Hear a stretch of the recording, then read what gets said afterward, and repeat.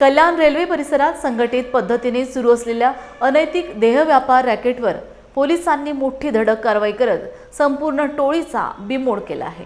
या कारवाईत सुमारे 20 महिला व युवतींची सुटका करण्यात आली असून आरोपींवर महाराष्ट्र संघटित गुन्हेगारी नियंत्रण अधिनियम मोक्का अंतर्गत गुन्हा दाखल करण्यात आला आहे।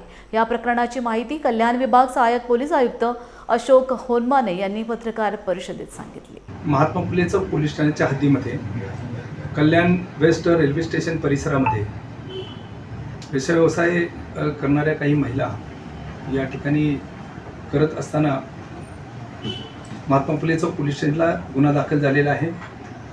त्या गुन्ह्याच्या अनुषंगाने तपास करीत असताना असं निदर्शनास आलं की सदरचा ज्या बळीत महिला आणि ज्या देहविक्रय करणाऱ्या महिला आहेत त्यांच्याकडून जबरदस्तीनं हा व्यवसाय करून घेतला जातो आणि त्यांच्याकडून पैसे घेतले जातात अशी जेव्हा माहिती समोर आली तर सदरचा गुन्हा हा पिटा कायद्यान्वये दाखल करण्यात आला आणि त्यामध्ये संघटित गुन्हेगारी निष्पन्न झाल्यावरून यामध्ये 6 महिलांना अटक करण्यात आलेली आहे। त्यामध्ये आणखी काही आरोपी हे पाहिजे आरोपी आहेत। या टोळीचा नेस्तनाभूत करण्यासाठी आणि बिमोड करण्यासाठी या परिसरामध्ये नागरिकांना त्रासातून त्याच्यातून मुक्त करण्यासाठी ही कारवाई करण्यात आलेली आहे।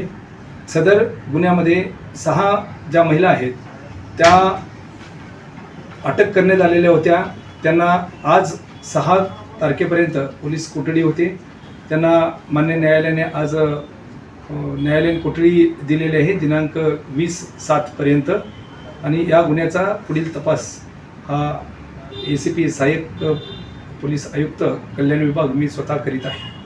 सर, या ज्या मुली आहेत त्यांना हे कशा पद्धतीने या व्यवसायात ओढायच्या आणि कशा पद्धतीने जी मोडस होती याच्याचे जे अटक आरोपी महिला आरोपी आहेत आणि जे पाहिजे आरोपी आहेत या महिलांना वेगवेगळ्या ठिकाणावरून या ठिकाणी बोलावणं, त्यांच्याकडून केलेल्या देहविक्रयातून ते स्वतःची दलाली घेत असल्याचे, त्यांचा कुठलाही आर्थिक स्रोत नसताना सुद्धा ते त्यांच्या उपजीविकेवर आपली उपजीविका करायचे आणि याच्यातून हे निष्पन्न झाल्यावरून सदर गुन्ह्यामध्ये मोक्का कायदा अन्वये कलम त्यामध्ये लावण्यात आलेले आहेत आणि आरोपी अटक केलेले आहेत। पुढील तपास चालू आहे।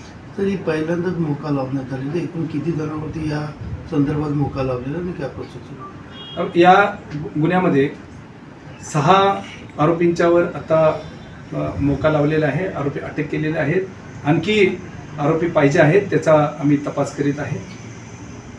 टोटल किती मुलीची सुटका करण्यात आली? याच्यातून 20 बळीत महिलांची आणि प्रौढ मुलींची याच्यातून सुटका आपण केलेली आहे। त्यांना याच्यातून बाहेर काढून त्यांचं समुपदेशन वगैरे केलेलं आहे।